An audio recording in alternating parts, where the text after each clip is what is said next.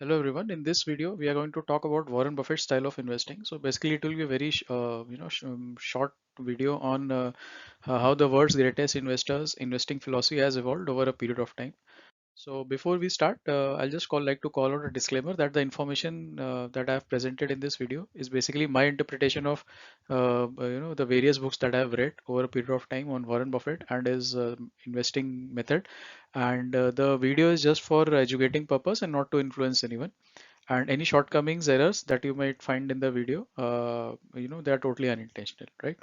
So if one has to sum up like how Warren Buffett invests in the capital market, so basically it can be termed as the amalgamation of the three key approaches that he has taken over a period of time, and the three key figures who have influenced greatly Warren Buffett. So basically those three key figures are Benjamin Graham, Philip Fisher, and Charlie Munger. And in this video we are going to talk about each of them and what sort of influence they had on Warren Buffett.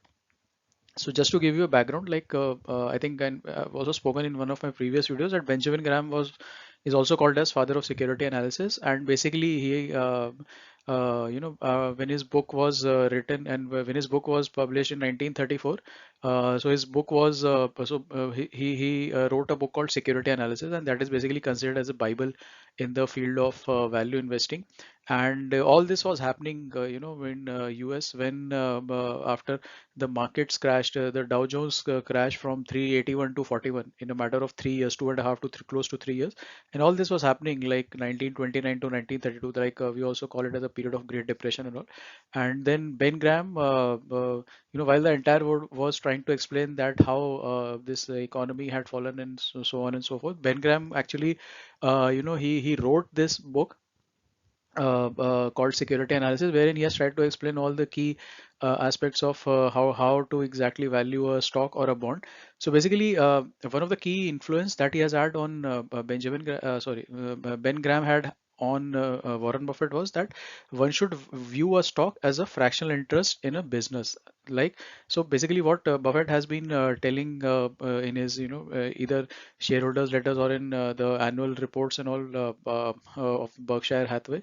So basically, what he has been constantly emphasizing is that for him, it doesn't matter whether he's buying a business or a stock of a particular business, whether he's buying the entire business out or the stock in a business. So for him, investing means investing is same whether he's trying to invest in some stocks or whether he's trying to buy out the whole company. And he views everything from a business perspective. So he's a very shrewd businessman, and he knows each and every ins and outs of a particular business, if whether they are having any labor unrest or labor relations, or whether there are any inventory related issues and working capital issues and so on and so forth. So he knows, like in particularly Berkshire is known for its insurance and reinsurance business. So basically it started from when Warren Buffett took control of Berkshire Hathaway. So basically they started venturing into insurance and all, and insurance and reinsurance business forms a very big a part of Berkshire Hathaway now.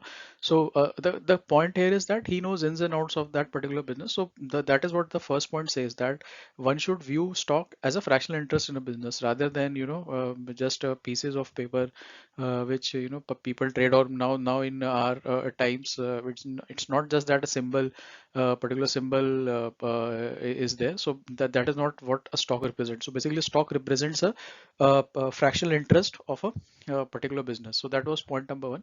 Coming to point number two, which was which mostly talks about the concept of margin of safety. And also I think we have discussed about quite a lot in many of our previous videos when we were discussing about the intrinsic value and its calculation, that margin of safety how margin of safety plays a key factor in the entire universe of value investing. Like, so basically in stock market, in stock market parlance, we call it as a buying dollar for few cents, right?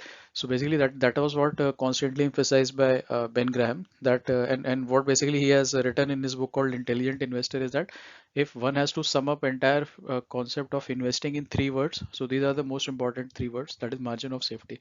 So basically, if a stock has an intrinsic value of, let's say, 100, let's say 100 rupees. So one must buy it at a margin to that intrinsic value, right? So when I say margin, it means that one must buy it at a discount to its intrinsic value. So if a value, if a stock is, let's say, worth 100 rupees, so one should buy it at, let's say, 65 or 66 rupees. So basically two-thirds of what Ben Graham always emphasized about, that one should always buy a stock at its, when it trades at two-thirds of its intrinsic value, so that there is a margin of safety factor of 50%. So this is what all Benjamin Graham was thinking when he wrote, security analysis way back in 1934, and even he has clearly mentioned in Intelligent Investor, the book he wrote in 1949. And so that was about margin of safety. And I think we have also discussed why it is an important role. It has got an important role to play in value investing, because intrinsic value is basically a concept, but it doesn't have any fixed value. So if someone tells you that the stock's particular intrinsic value is, let's say, X rupees, so one should, you should not take that as a very fixed value, basically, because it's always, there's always a range. And the reason is that because, and we have seen in our videos as well, that basically there are four inputs for calculating an intrinsic value, and there are higher chances that each of these four inputs can vary, like the numbers that you try to plug it into the model, there are chances that these numbers might vary in future, because we consider, let's say, the growth of free cash flows, we consider the way we are discounting it by the cost of capital. Now cost of capital, it depends upon the interest rates and inflation and so on and so forth. So all these factors, be it macroeconomic or micro, whatever it is, they are bound to fluctuate over a period of time, because we are trying, in intrinsic value, we are trying to calculate something called a fixed for we are trying to evaluate the free cash flows for a certain period of time, and then a terminal value, and there are multiple inputs that we need to plug in. So there is a huge chance that a lot of issues will be there while calculating intrinsic value, and that is where the concept of margin of safety comes into picture, and it has got such an important role to play. The third point, which Ben Graham spoke about, was that one should always take, one should always take advantage of Mr. Market's bipolar behavior or disorder, when he said that. So basically, what he meant with this was that he introduced, when he was teaching in Columbia Business School. So basically, what he used to do was he introduced a fictional character called Mr. Market, who is basically who will daily come to your doorstep, and who is trying to either buy you out or sell his share of business, right? And sometimes what happens is that he becomes very irrational, and he starts behaving very in a very erratic way, and he might offer you for your share of business a very very high price, which which is way above than the intrinsic value. And sometimes he's giving you his share of business at a ridiculously lower price, right, which is again lower than, much lower than what its intrinsic value is. So these are both basically the two extremes. And what Ben Graham used to say, that there are two extremes of a pendulum, extreme optimistic and extreme pessimistic. So this is how he portrayed this character of, he showed this character of the Mr. Market, who is sometimes, who sometimes become very irrational and gets very excited, and all about that.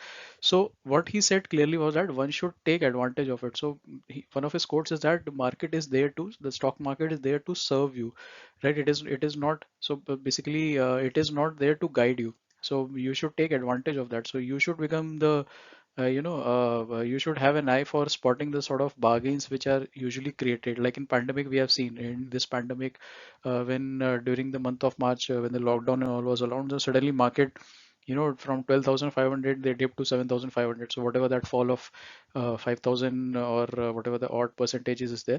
So that was totally unexpected, right? So people who have an eye for the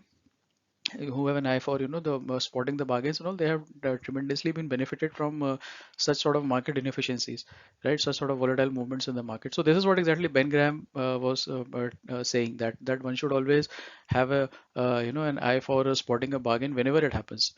And the last point which I'll talk about in this slide is the concept of deep value, which Warren Buffett coined a term called cigar butt investing. So basically, it's so it may sound humorous, but then the whole concept of cigar butt investing is that although the company may not be may not have good fundamental good business fundamentals, may not have good cash flows, may not be profitable also at all, but then it is being offered to you at such a ridiculous low price that even if the company is not profitable or some like that, but then still you can make profit out of it because you are buying at such a low price that if you liquidate that company and sell it off, and you liquidate the assets and pay down the the debt and obligations or whatever it has, even after that you can have some handsome profit. So this is what Ben Graham was always looking for. And during this process, when he spoke about the concept of deep value, basically what he was looking for was that if a company is selling for less than its net current assets, and this is basically he talks in Intelligent Investor, that if a company it trades at less than its net current assets, which is nothing but current assets minus total liabilities, and if a company is trading at less than that particular part, then that is where exactly he was looking for, and that those were basically Graham's. He was also so he was basically fond of very much fond of numbers and equations and formulas and all, and that is where exactly that is why he was more of a quantitative analyst rather than being qualitative in nature. And speaking about quality, so next comes Philip Fisher, again I think legendary investor in his own rights, and Warren Buffett was again greatly influenced by Philip Fisher. And Philip Fisher, he maybe you can say that his investing philosophy is totally in contrast to what Benjamin Graham had. So Benjamin Graham was more of a quantitative analyst, and Philip Fisher was a qualitative analyst. And basically, he focused more on companies which had quality management and which had outstanding management and with outstanding products and services. So basically, he was looking out for such companies which have these traits. And I would highly recommend that one should read. And I've even mentioned in one of my first, I think in the first video itself, I have mentioned that one should read this book which he wrote in 1957 and second edition 1959. The book is called Common Stocks and Uncommon Profits, and it is one should read it because the way he has written about his methodology, like 15 checkpoints that he spoke about, like that he has discussed in that book, that how the 15 attributes or the checkpoints that these companies have. So one should only look for such sort of companies. So that was the first point, which is mostly talk about the quality companies with outstanding management, products and services. And the second point, again, widely he has described in his book called so the point is called Scuttlebutt Approach, wherein it means that you instead of relying on the local Wall Street or the in this thing on the typical Wall Street, one should only rely on the main street. And what exactly means by main street is that one should only rely on the actual sources rather than Wall Street, because most of Wall Street does is noise. Right. So, and that sort of daily fluctuations that we see. So, in Indian context, it can be like what Sensex or Nifty does. So, ideally, what he said is that instead of finding it out from what the these market indices do, one should get his or her, one should do his or her analysis based on what the real street or the main street, as he called it, that one should find their clues from that. And the reason is that because then only you will get the actual strength of the company, if at all it has. And so basically what it tells is that in Scuttlebutt, that you go to a company's competitors, you go to a company's suppliers, you go to a company's customers, and you can go to even companies current employees and ex-employees and research scientists and so on and so forth, and you can ask them, you can interview them, you can survey them, and in again in the allowed manner and with in all ethical ways and all. But then if you go and directly talk to them and ask them the right questions, and what is that 9 out of 10 times you will get a correct picture of your company. So let's say if a company is X, so what he's suggesting that you go to X competitors, this particular company's suppliers and customers, and all these people, and you ask them about good things and bad things about the company X. and 9 out of 10 times you will get a clear picture of that particular company. So this is what he used to believe in, this particular approach, which he has defined very clearly in his book called Common Stocks and Uncommon Profits. So that was point number two regarding scuttlebutt approach. And third point, I think very much which is visible in Warren Buffett's method of investing is not to overstress diversification. So basically, diversification was a key part of investing in Ben Graham's approach, because his method was that how do we quantify, how do we mitigate the risk, or how do we reduce the risk. So basically this is how really the insurance companies work, that instead of giving policies to limited people, they spread out the risk by giving it to more and more people, and they're building the scale. And this is how Benjamin Graham used to invest, that instead of just having some say 8 to 10 stocks, he would be investing in roughly around 30 to 35 stocks, so that the risk gets mitigated. But and the just opposite to diametrically opposite method of investing was Philip Fisher's, that instead of investing in, let's say, 25-30 companies, Philip Fisher would invest in hardly 8 to 10 companies, and that too after doing proper due diligence. So once you have screened out, you have put some filters. So basically what Philip Fisher used to do was identify those companies which are having those 15 which satisfied his 15-point checklist criteria.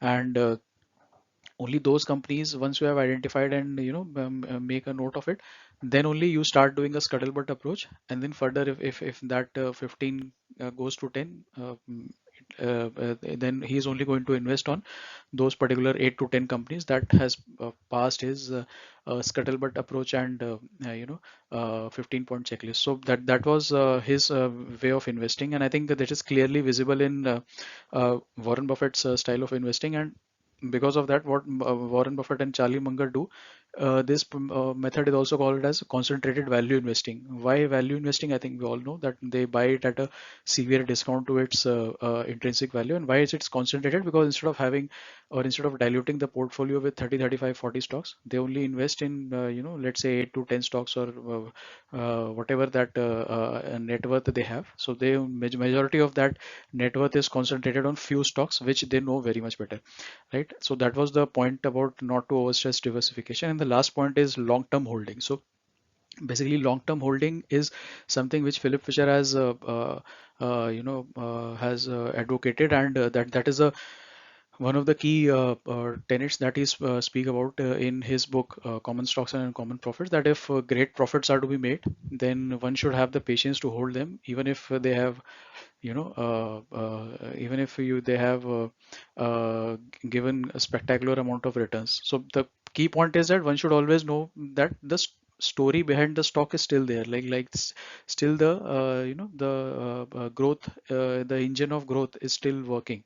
So if one is having that conviction that yes, that management is great, management still continues to be great, and they have a vision of operating, they have a vision that they will be operating the company in a very efficient way, in a day-to-day manner, and they have a long-term vision as well.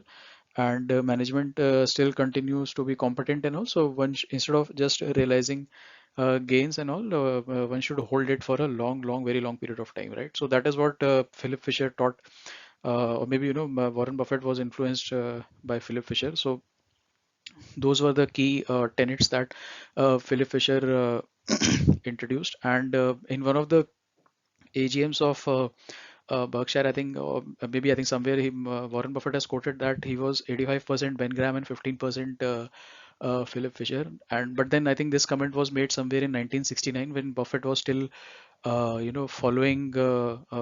He was very much into Graham's way of value investing.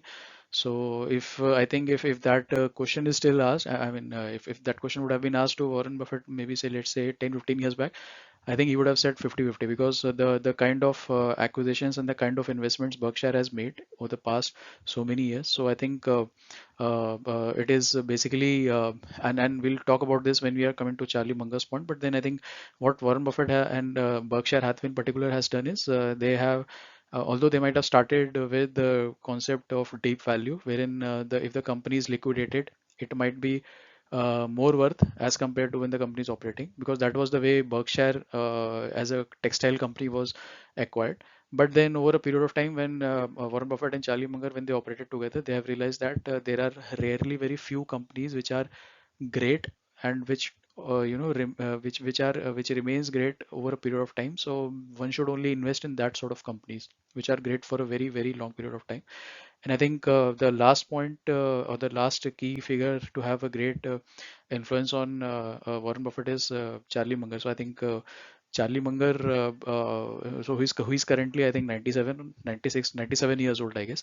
And so basically he's the vice chairman of Berkshire Hathaway, and he's the one who has sort of pulled Warren Buffett from who was very much into Graham's method of value investing. So he's the one, like the as the books say, that he is the one who pulled Warren Buffett from Graham's method of value investing, and invest in companies which have which have quality, and which have quality franchise. So the first point is quality franchises at fair prices. So basically what he means is that instead of buying a fair company at a very good price, so that was typical Benjamin Graham, that buying a fair company which is okay, or I mean there is nothing great about it, but then it was being traded at such a lower price that eventually it will give you return.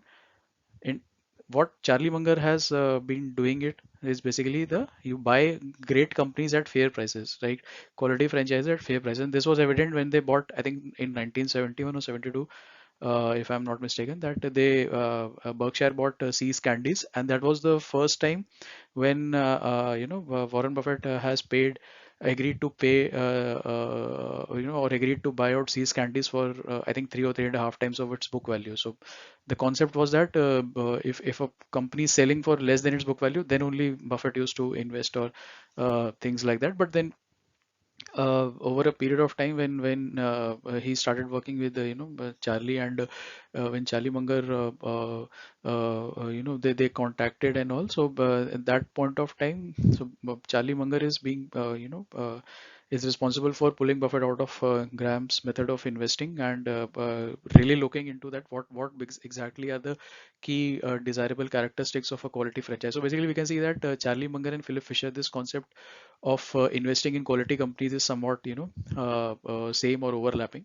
So that was about the first point. Second point is that invest only in companies which have an economic mode. So what does this mean? That one should only invest in companies which have sustainable, durable, competitive advantage, right? So this was the key aspect of that. And why it is important is because this helps that particular company to retain its margins, right? So that was about point number two, so that you don't have to worry about what happens in 1 years, 2 years, 3 years, or 4 years of this thing, because these companies which have this economic moat, like these companies which have a sustainable competitive advantages, they are basically that is what defines a great company.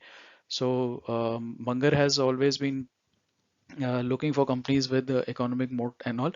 And the third point is that I think very important is investing in only what we understand, and basically defining your circle of competence. So basically everyone has its own circle of competence. So if let's say if we have doctors, then I think doctors will know what happens in typical pharmaceutical industry or in hospital sector. So basically they should try to restrict their investing in that particular sector only. And similarly, if a person is working in a particular automotive sector, or in a particular car manufacturing company, so one should always restrict himself to a place where he or she works. So I think this is exactly is what Peter Lynch also talks about in his book called One Up on Wall Street, that own what you know, right? So basically, one should only buy those companies which he or she can totally understand. So let's say if I'm working in a particular bank or something, so I may know about something about, and if I have a good experience and knowledge, so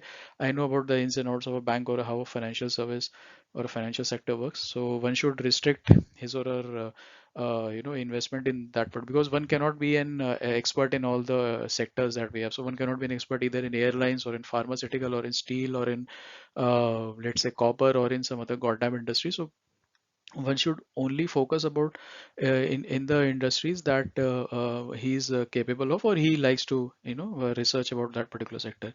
So we should only invest in that particular company on that particular sector. And the last one is psychology of misjudgment. So basically, this was a speech that Charlie Munger gave in Harvard College. So basically, and this is what this somewhat what even Benjamin Graham preached during his time in Columbia Business School, that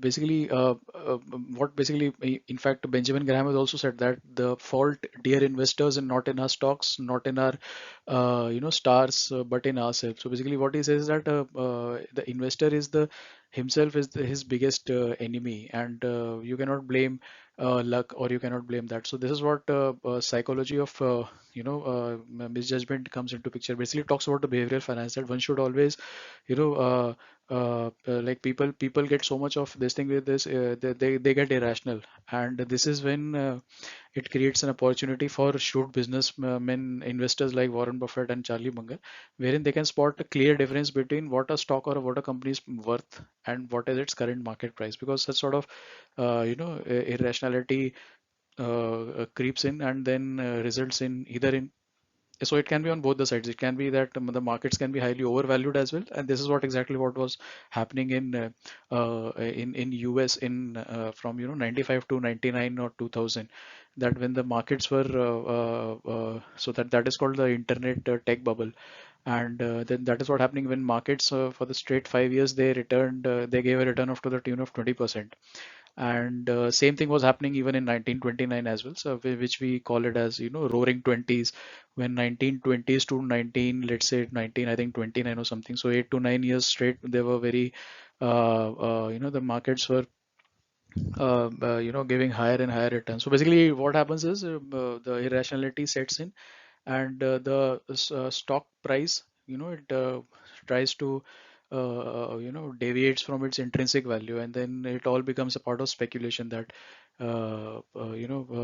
if I'm so there's a term called FOMO, that is fear of missing out, that my neighbor is getting rich day and every day by, let's say, by 50,000 $100,000 and all, but then I'm not able to make money, so I should also set into the market and make money and all. But then that is not how the way things work in stock market and all. So that is why it is very important to control your behavior, and that is why behavioral finance has such an important role to play in investing. So guys, I think that was a quick description about how Warren Buffett's invest in capital markets, and who are the basically key three figures who have tried to influence Warren Buffett and his various style of investing. So if you really want to get into how Warren Buffett has invested over past, I don't know, five decades, 6 decades, and how he has amassed a wealth of around, I think, 80 $85 billion and all, only from stock market or buying companies and all. So I think one should read there's a book called The Warren Buffett Way by Robert Heckstrom. So I think one should read that, and one can also read the essays of Warren Buffett by Lawrence Cunningham. So, friends, that was for it. So, if you have any questions, if you have any doubts, anything you want to ask, just drop in a note, or just comment in the comment section, and I'll be happy to help you out. So that's all for today, folks. Thank you and have a nice day.